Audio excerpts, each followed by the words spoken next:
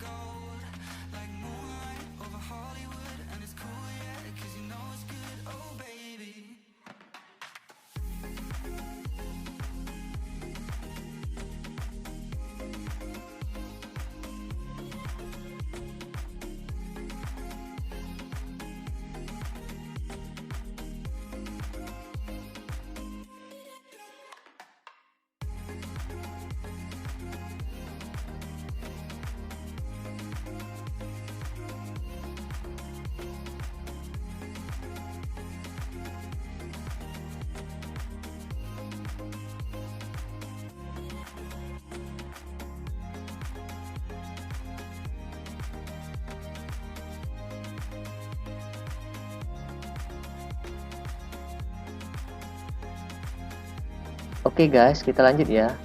Jika sudah mencapai 100%, maka akan muncul data-data folder yang pernah terhapus di flash disk tersebut. Langkah selanjutnya, untuk mengembalikan datanya, kita cukup beri tanda centang pada kotak kosong. Berikut saya contohkan.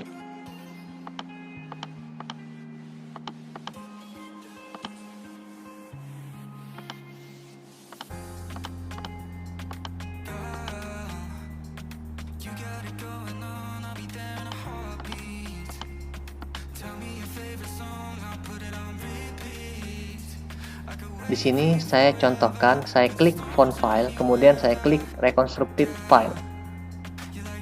Setelah itu saya klik recover untuk mengembalikan datanya. Nah, di sini akan muncul proses mengembalikan datanya. Ini akan memakan beberapa waktu. Tunggu sampai selesai prosesnya ya guys, maka data Anda akan kembali lagi. Baiklah, mungkin sampai di sini. Semoga video ini bermanfaat. Bye-bye.